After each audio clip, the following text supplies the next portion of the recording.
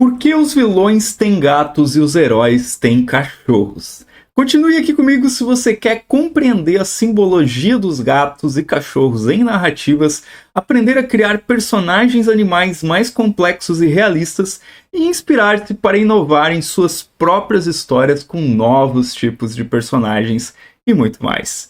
Eu sou Vilton Reis, escritor de fantasia, roteirista de quadrinhos e professor de escrita criativa. E se você quiser conhecer meus dois últimos lançamentos, o livro Nascida para o Trono e o quadrinho Fim do Império, o link tá aqui na descrição do vídeo. E antes da gente entrar no assunto do vídeo de hoje, eu tenho uma proposta que vai transformar a maneira como você escreve. E o melhor, sem custo algum. Tudo que você precisa fazer é curtir esse vídeo, se inscrever no canal e ativar as notificações, porque fazendo isso você ganha acesso a um conteúdo semanal exclusivo que vai melhorar demais a sua escrita. Posso contar com você? Maravilha, já assina aqui para não perder. Agora vamos para o nosso tema de hoje. Essa dicotomia entre gatos e cachorros na cultura pop é algo que sempre me intrigou. Se você parar para pensar, é bem comum ver vilões com gatos e heróis com cachorros. Mas por que será que isso acontece? É o que eu vou te explicar mais à frente.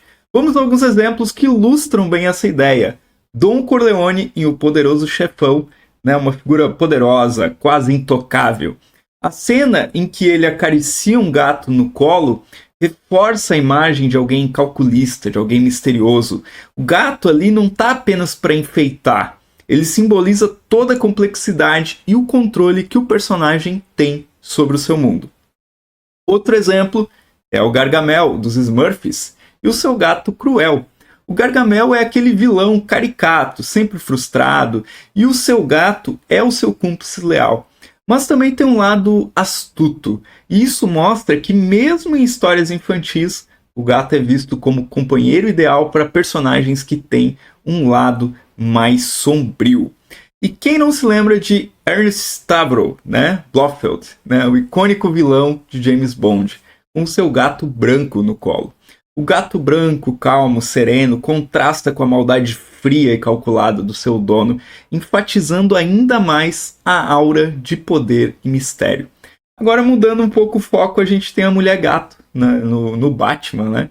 Ela mesma personifica muito das qualidades associadas ao gato. Agilidade, independência e um certo ar de mistério. Ela não é bem uma vilã, mas também não é uma heroína, Então ela vive nesse meio termo que a torna uma personagem muito fascinante. Por outro lado, os cachorros, eles são frequentemente vistos como aquele símbolo de lealdade, de coragem. E eles são animais que culturalmente representam a amizade, e o desejo de proteger. É por isso que tantos heróis na cultura pop têm cachorros como seus companheiros, tá? Pense, às vezes até além da cultura pop, Vamos pensar nas nossas bases, na cultura grega. Pense no Hades, o Cérebro, aquele cão de 3 cabeças. Ele é um guardião leal que protege a entrada do submundo. Embora o Hades não seja um herói no sentido tradicional, essa associação mostra como o cachorro pode ser visto como aquele símbolo de proteção e de lealdade, mesmo em contextos mais sombrios. Agora vamos falar de alguns exemplos positivos de cachorros na cultura pop. A Lassie, por exemplo, é o cão que sempre salva o dia, mostrando uma coragem e uma lealdade sem igual. Ou Totó, do Mágico de Oz, que é o companheiro fiel da Dorothy em todas as suas aventuras. Ou por que não falar de um mais recente aí dos desenhos animados, que é a Patrulha Canina, que a molecada gosta muito. Esses cachorros representam a confiança, o companheirismo que todos nós valorizamos. Outro exemplo é o Scooby-Doo, que apesar de ser um cachorro medroso, ele é muito leal e sempre acaba ajudando a sua turma a resolver os mistérios, acabando com o mal. Então, ele é um exemplo perfeito de como os cachorros são usados para reforçar a ideia de lealdade e amizade em histórias voltadas para o público jovem. E tudo isso tem um impacto profundo na maneira como nós vemos esses animais na vida real. A associação frequente dos gatos com vilões pode reforçar a ideia de que gatos são animais frios e egoístas, enquanto cachorros são vistos como amorosos e confiáveis. E isso pode até afetar as nossas escolhas de animais de estimação, e até mesmo como a gente trata esses animais. Agora eu quero saber de você, que outros personagens vêm à mente quando você pensa nessa dicotomia entre gatos e cachorros? Deixe um comentário abaixo com seus exemplos favoritos. Agora vamos mais a fundo pensando na simbologia histórica dos gatos. A simbologia dos gatos, ela é fascinante, cheia de nuances e vem de muito tempo atrás. Na história, na mitologia, os gatos sempre foram cercados por uma certa aura de mistério, de poder. Por exemplo, no Antigo Egito, os gatos eram adorados e até considerados sagrados, né? A Bastet, a deusa com cabeça de gato, era vista como a protetora do lar, o símbolo da fertilidade e do amor. Então os gatos eram tão reverenciados que matar um gato, mesmo acidentalmente, era punido com a morte. Mas essa imagem de poder e reverência não durou para sempre. Durante a Idade Média, na Europa, a percepção dos gatos mudou drasticamente. E eles passaram a ser associados, né, à bruxaria, ao diabo, né, especialmente os gatos pretos. Acreditava-se que as bruxas podiam se transformar em gatos para espiar e causar mal, o que levou, infelizmente, à perseguição e massacre de gatos. E essa associação com o oculto, o sobrenatural, contribuiu demais para a imagem de que os gatos são traiçoeiros, que os gatos são misteriosos. Essa herança histórica se traduz em como a gente vê os gatos na cultura pop hoje. Gatos são frequentemente associados à independência, mistério, até um certo egoísmo, né? Eles são vistos como criaturas autossuficientes, que não precisam de ninguém para sobreviver. Diferente dos cachorros, que muitas vezes são retratados como dependentes, leais, né? Os gatos são solitários, os que seguem o seu próprio caminho. E por causa dessa independência e mistério, os gatos acabam sendo símbolo dessa rebeldia, dessa vilania. E eles não se submetem facilmente, não seguem ordens cegamente, eles têm uma atitude que é interpretada na cultura pop como arrogante. E essas características fazem com que eles sejam frequentemente associados aos vilões. Né? Pense no gato da Madame Medusa, em Bernardo e Bianca, por exemplo. O gato Rufus é ardiloso, quase cúmplice nos planos malvados da sua dona. Todas as obras que eu citar nesse vídeo eu vou deixar os nomes aqui embaixo, ok? Outro exemplo interessante é Coraline, né, do Neil Gaiman, e o filme também, né, onde o gato ajuda Coraline, mas de uma forma meio ambígua, meio enigmática. Ele não é um vilão, mas também não é um herói. Né, ele representa essa dualidade do gato como um ser que opera a partir da sua própria moralidade, sem ser claramente bom ou mal. Essa associação dos gatos com vilões também pode ser vista em O Senhor dos Anéis. Por exemplo, o Saruman tem muitos gatos ao seu redor na Torre de Orthanc.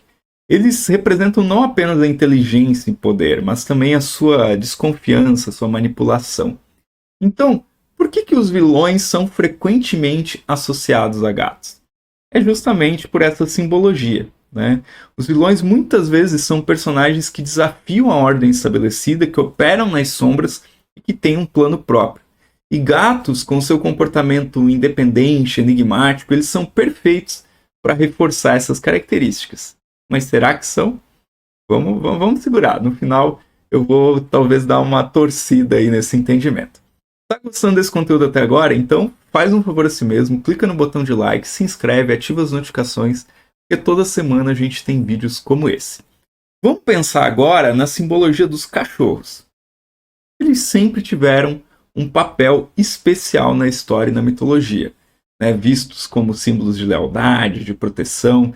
Se você olhar para várias culturas ao redor do mundo, vai ver que os cachorros são quase sempre retratados como os melhores amigos dos homens, né? Dos humanos. Por exemplo, na mitologia grega, né, o Cérbero, que eu já falei. Embora ele fosse uma criatura temível, ele ainda representava a ideia de proteção e lealdade ao Hades, o seu mestre. E essa associação dos cachorros à lealdade não parou na mitologia antiga. Nas lendas nórdicas, há o caso do Garmin, né, o cão que guardava a entrada de Hel, o reino dos mortos. Sim, é bem parecido com o dos gregos. Mas o Garmin ele é descrito como feroz, vigilante, um protetor incansável. Tá? Já na mitologia hindu, né, o Senhor da Morte, Yama, ele tinha 2 cães que guardavam as portas do submundo, simbolizando tanto a proteção quanto a companhia fiel. Lembrando que, quando a gente fala de Hades, quando a gente fala de Hel no sentido dos nórdicos, e quando a gente fala de Yama no sentido hindu, não é a mesma coisa que a gente tem, né, no pensamento cristão. Então, não é que eles sejam malignos, né? Eles cuidam do mundo dos mortos, né? É só isso, não tem essa tonalidade. Não é como se o mundo dos mortos fosse o inferno, por exemplo, né, da cultura cristã. Então, essa visão dos cachorros como guardiões fiéis se estendem até os dias de hoje na cultura pop. Eles são constantemente associados à amizade e coragem. A Lassie, por exemplo, que eu citei, é praticamente o epítome da lealdade canina. Ela está sempre pronta para salvar o dia, não importa o perigo. E essa imagem de um cachorro que enfrenta qualquer coisa para proteger seus queridos, né, ela é uma imagem poderosa. Tá? Outro exemplo poderoso, icônico, é o do Rin Tin Tin, o pastor alemão que se tornou um herói durante a Primeira Guerra Mundial e depois uma estrela de cinema. E ele salvou vidas no campo de batalha e capturou corações, né, nas telas do cinema. Então essa coragem e lealdade não eram apenas características fictícias, mas era baseado no real. Né? Mas por que os heróis são frequentemente associados a cachorros? É simples. Os heróis, em essência, são aqueles que defendem o bem, protegem os outros e que mostram uma lealdade inabalável aos seus valores e às pessoas que eles amam. Então, essas são exatamente as qualidades que a gente associa aos cachorros. Eles são companheiros que nunca nos abandonam. Estão sempre ao nosso lado, não importa o que aconteça. Tá? Na cultura pop a gente vê muitos exemplos. Né? Quem não se lembra do En, ou Ain, né? O Corgi do Cowboy Bebop. Ele é um cachorro que, apesar de tamanho pequeno, ele tem um papel importante nessa série. E essa inteligência e lealdade são destacadas repetidamente, fazendo dele um personagem amado. Outro exemplo é o Marley, né? Do Marley e Eu. Acho que muita gente deve ter visto esse filme. Ele não é um herói no sentido tradicional, mas a presença dele afeta a vida da sua família. Ele representa a amizade incondicional, a coragem de enfrentar os desafios do cotidiano, mostrando que às vezes a maior bravura está nessas pequenas coisas. E a gente tem também o Doug, né, daquela animação Up, Altas Aventuras, um cachorro que com o seu colar tradutor consegue expressar a sua devoção, amor pelo dono de uma forma cômica, mas profundamente tocante. Então, ele personifica isso também. Então, quando a gente pensa nos heróis com seus fiéis companheiros caninos, a gente está vendo uma extensão natural das qualidades que a gente valoriza tanto nos heróis quanto nos cachorros. E esses animais não são apenas mascotes. Eles são símbolos de tudo que a gente quer ser. Né? Corajosos, leais, dispostos a proteger aqueles que a gente ama. E aí eu pergunto para você, você consegue lembrar de outros heróis com cachorros que marcaram as suas histórias favoritas? Conta para mim aqui nos comentários, ok? Vamos pensar agora no impacto social dessa simbologia. A gente já falou da simbologia do gato e do cachorro, né? Mas a gente vê na cultura pop sempre que os gatos são muitas vezes retratados como traiçoeiros, independentes, enquanto os cachorros são leais e desejáveis, tá? Essa dicotomia não é apenas uma curiosidade das histórias. Ela influencia também a percepção pública desses animais de uma forma bem profunda. Afinal, as histórias são um reflexo, né, da nossa cultura. Os gatos, por exemplo, têm essa reputação. E isso vem de uma longa história de associações negativas, como eu falei antes, desde a Idade Média, quando eram ligados à bruxaria. E se você pensar em personagens como a gata Si e Em, né, do A Dama e o Vagabundo, você percebe que os gatos são mostrados como ardilosos, manipuladores. Eles causam problemas e são vistos como maliciosos, alimentando essa ideia de que os gatos não são confiáveis. Por outro lado, os cachorros são retratados, né, como os melhores amigos do homem, né, o que os tornam, né, animais superiores, desejáveis. Né? Filmes como Beethoven, né, o Bird, mostram cachorros como heróis adoráveis. E esse tipo de representação cria um estereótipo positivo, mas pode ser tão limitador quanto o negativo que a gente vê com os gatos. Então, quando a gente assiste a filmes e séries ou lemos livros, a gente começa a internalizar essas características que muitas delas são projeções humanas nos animais, né? Elas não são características dos animais, mas é como a gente projeta a nossa humanidade nos animais. E a repetição desses estereótipos molda a nossa visão. E sem perceber, a gente começa a aplicar essa ideia na vida real. E isso pode levar a algumas consequências sociais e psicológicas bem sérias. Um exemplo disso é como as pessoas escolhem os seus animais de estimação.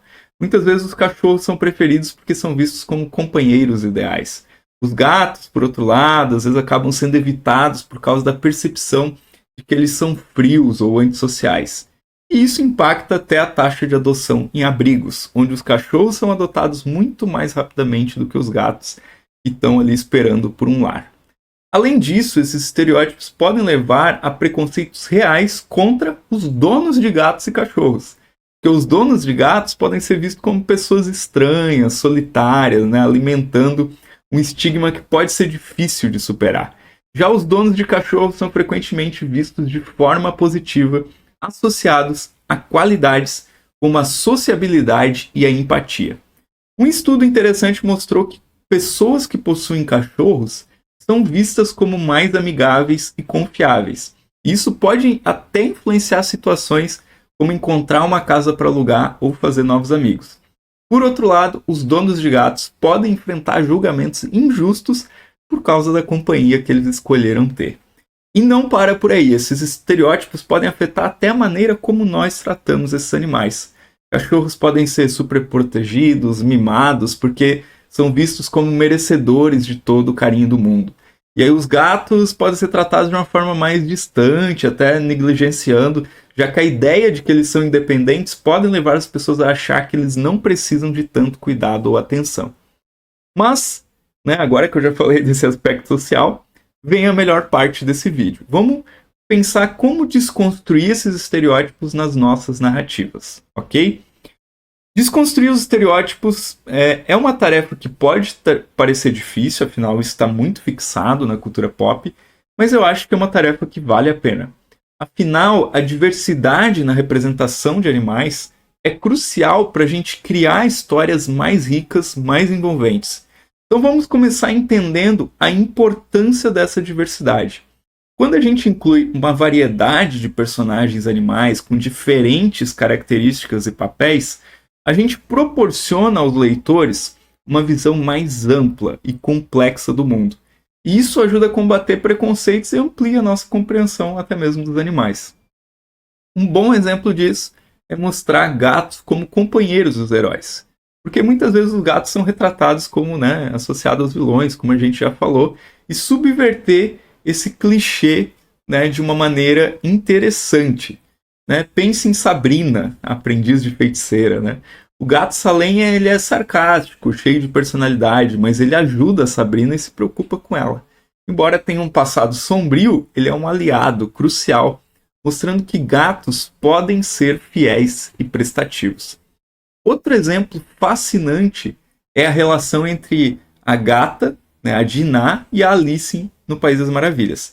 A Dinah não aparece muito, mas a Alice constantemente pensa nela com carinho, o que humaniza o gato e o coloca em um papel positivo. E quando a gente fala de cachorros associados a vilões, as possibilidades também são grandes. Né? Normalmente a gente pensa em cachorro como símbolo de lealdade, mas que tal um cachorro que trabalha para um antagonista? Né? Então, assim, pode ser feroz, intimidante, mas também tem uma lealdade cega ao seu dono, subvertendo aquela expectativa. Em A Dama e o Vagabundo, a gente tem o exemplo do cachorro policial, que pode ser visto como uma figura de autoridade opressora até, dependendo do ponto de vista da história. E esse tipo de representação desafia a noção de que a gente tem, né, dos cães naturalmente heróicos. Agora, histórias que desafiam estereótipos tradicionais são mais cativantes. Né? Coraline, como eu já citei, o gato é uma figura ambígua que ajuda a protagonista, mas não é exatamente amigável ou leal no sentido tradicional. Ele opera pelas suas próprias regras, mostrando que gatos podem ser complexos também.